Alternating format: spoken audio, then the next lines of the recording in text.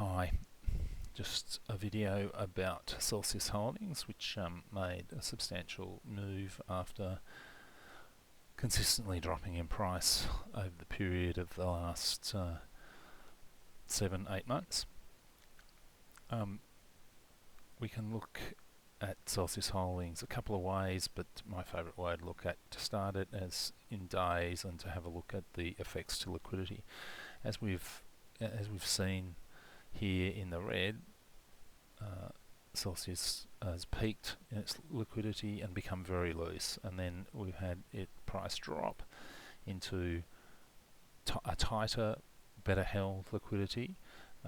This tighter liquidity has lasted for almost a month before again it's dropped down into the next layer, and it's slowly bounced down until it's sort of found a level here around the $30 mark. And around the on the 10th of October, we had a day where it was up 14% for the day, and it had a reaction from this low liquidity. May have been caused by a little bit of reactive liquidity, but by the same token, it's just sort of got tight enough that not a lot had to be added in to get it going again. And since then, it's sort of bounced into looser liquidity and then lost some price again, up and into looser liquidity, until finally it's got back down into this very tight level here without dropping a great deal of price before going into earnings. And then today we can see it's up substantially, up around sort of 35-40%. If we go and have a look about what that looks like in the data behind the system before we refine that, in our data set here, we're looking at in the red put options, higher deltas out here in on the right hand side of the puts, and then in the green here we're looking at call options, high deltas out here in the left hand side.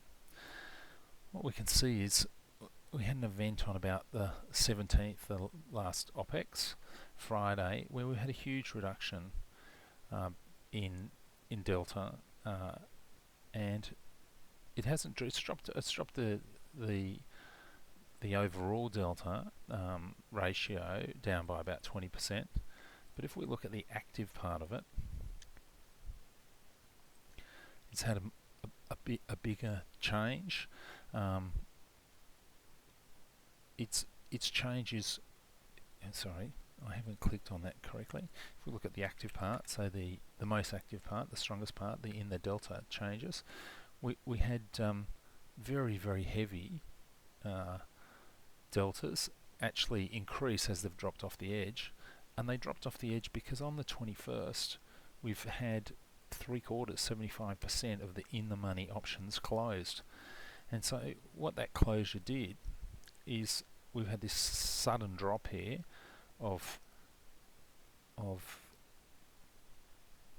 price and of gamma, and it's just slowly slipping away back into another place of quite tight liquidity.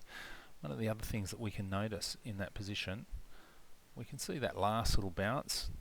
It had been charging a little bit of a while for gamma. We had a couple of periods of a little bit higher DPI up here, and again into this last event we can see some higher DPI before the DPI following as it was hedging through this dip. We see here one area where we had a series of little dips up and down in IV, but none of them stuck for an extended period of time. We then see IV raised a little bit here as market makers were forcing the cost of the options up, and as it's gone down, it's sort of bounced around and it's gone up as the price has gone down until this event started to happen on the 17th. And we can see here, here's the dates, on and about the 17th we've had a steady rise and tightening, and this is because market makers are being forced to go to the ask to chase to be able to buy and flatten their books and keep them flat in the lit markets. And that means that while they are doing that, they are forcing the price of the options up. And we can just see, if we take the gamma out, how substantial that has been. Oh, I've taken the IV out, not the gamma out. I'm looking at the 30 to 60 day gamma, 30 to 60 day IV, and we can see it's a substantial rise. That rise is definitely related to liquidity. And if we went back and we had a quick look at that same tightening of liquidity, it starts here on the 21st of Jan and goes up. It's had these 3 builds of DPI during that period, and we can see that it's about here that it starts to rise. Under the hood, if we went down not too far, let's say there we go down to 0.3 and we have a look, we have a very heavy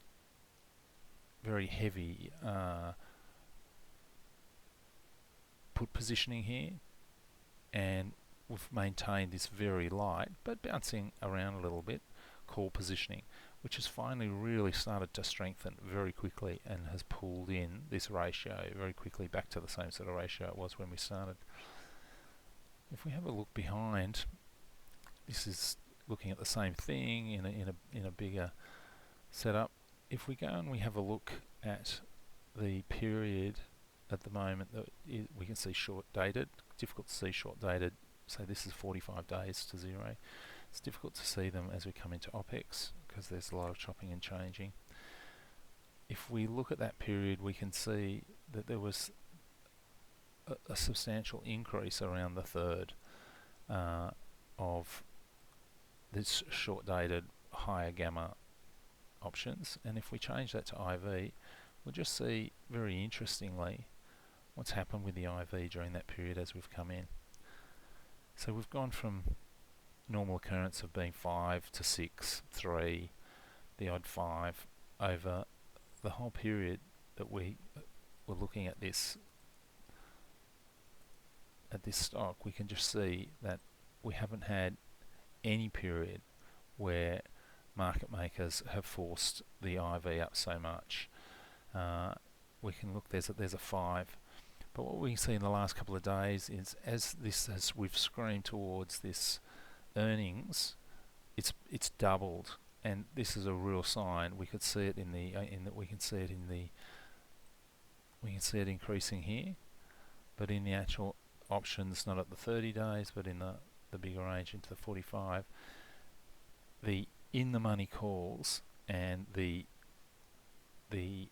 out of the money puts are really being squeezed to try and stop traders from buying them, be hesitant to buy them just because of their increase. This is up around the 1,000%, and the same here, the 1,000% for the IV, which is ridiculously high. If we quickly go back and we have a look, and we look at the shorter time scale,